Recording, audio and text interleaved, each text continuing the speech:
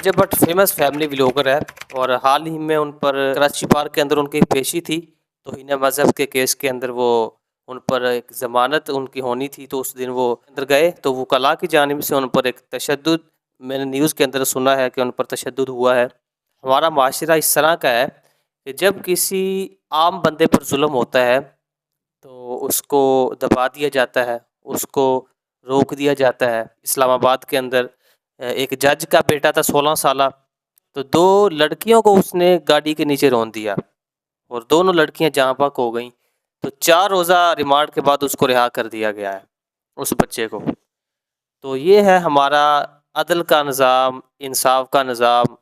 تو جب کوئی بڑا فیمس پرسنالٹی، جس کو فیمس بھی ہم نے کیا ہے، فیملی بلاگر ہیں، ان کو دیکھنے والے ویورز ان کے کون ہیں؟ وہ ہم ہیں۔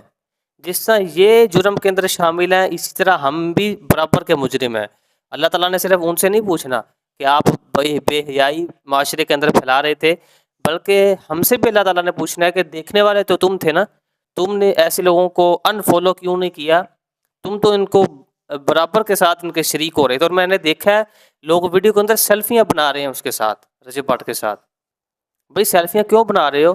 جی یہ بے حیائی کو پھیلا رہا ہے۔ تو یہ آپ سیلفی بنا کر لوگوں کو پیغام دے رہے ہیں، اس بندے کو پیغام دے رہے ہیں آپ یہ جو کام کر رہے ہیں بالکل ٹھیک کر رہے ہیں۔ وہ اپنی بیوی دکھا رہے ہیں، اپنی سسٹروں کو دکھا رہے ہیں لوگوں کے سامنے، اور بے پردگی کا کلچر عام کر رہے ہیں، اور اس طرح کی بہت ساری چیزیں ہیں فیملی بلاگرس کی، اور بھی ہیں۔